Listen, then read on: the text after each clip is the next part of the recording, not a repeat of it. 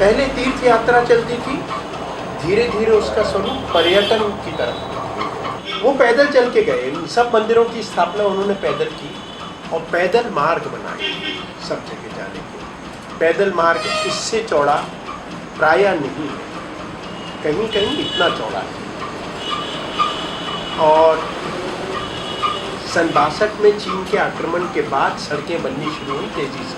वो भी ज़रूरी था, सरकार की मजबूरी है सीमाओं की रखवाली, उसकी आलोचना नहीं करना चाहिए। उसको वहाँ कोने तक सड़क बनानी चाहिए।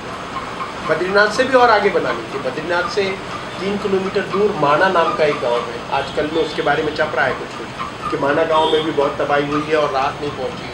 कुछ लाख साल से बहने वाली नदियां हैं, उनके किनारे हम एक क्षण के लिए आए हैं। हम सोल्यूशन नहीं ढूंढ सकते, हमें उन नदियों के साथ रहना सीखना पड़ेगा। और समाज प्रॉब्लम नहीं क्रिएट करता, सोल्यूशन नहीं ढूंढता, उस नदी से देखता है कि हमें क्या बर्ताव करना है। तो हमें उसके साथ रहना सीखना चाहिए।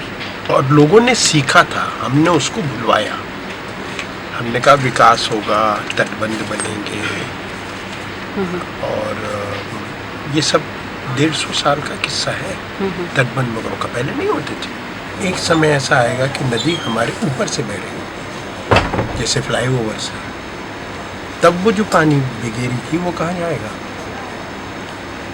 इसलिए दुनिया में नदी के किनारे रहने वाले सब समाज इस आधुनिक माने गए वैज्ञानिक दौर से पहले उन नदियों के साथ अच्छे से रहना जानते हैं। सिर्फ हमारे ही नहीं, सभी जगह का। बांग्लादेश तो इसका आदर्श उदाहरण है।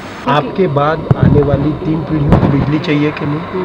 अगर हम ये कह रहे हैं कि ये अनिवार्य है, लग्जरी नहीं है, क्योंकि मैं अभी नहीं कह रहा, नहीं मैं अभी नहीं कह रहा ये कि अनिवार्य है और लग्जरी नहीं है, पर आपने कहा उसी तर्क को फॉलो करके आप ये सोचो कि 2013 में आप 50 साल जोड़ दो, 2063 में भी बिजली चाहिए कि नहीं चाहिए? उतनी अनिवार्य चाहिए ना।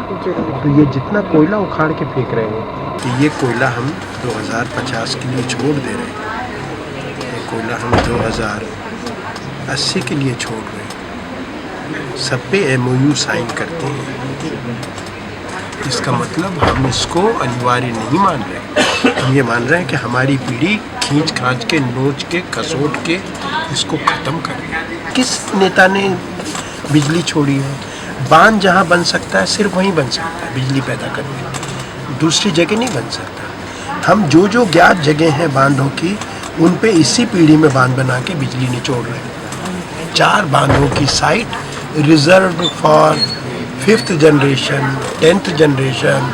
मंत्री जाके उद्घाटन करके आए, फोटो खिंचवा ले, इनको बुला ले, इनको कैप्शन देना पड़ेगा कि ये भला मंत्री जी 2050 के बांध का उद्घाटन करने आए, शिलान्यास करने, उद्घाटन नहीं, बांध वो बनाएंगे। अगर बिजली जरूरी है, अगर हम कहते हैं कि तब लोग खुले में रहते थे, आज कंक्रीट में रहते हैं, आज 10 मंजिल रहते हैं, लिफ्ट जानी चाहिए, ज़रूर चलाइए। इसके बाद क्या वो 10 मंजिल वाले नीचे उतर आएंगे?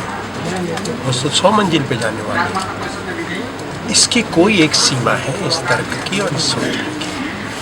अब एक सबसे प्रसिद्ध दुनिया की वीकली मैगजीन, उसका नाम है टाइम, उसने अपने एक रिपोर्टर को जो विज्ञान पे लिखते थे, उन्होंने कहा कि रोज़मर्रा के विज्ञान पे खूब लिखा तुमने, भविष्य के विज्ञान पे लिखो कि अमेरिका का जीवन 2050 में कैसा होगा, कल्पना करो। उसने लिखा है कि बिजली गए 10 साल हो चुके हैं,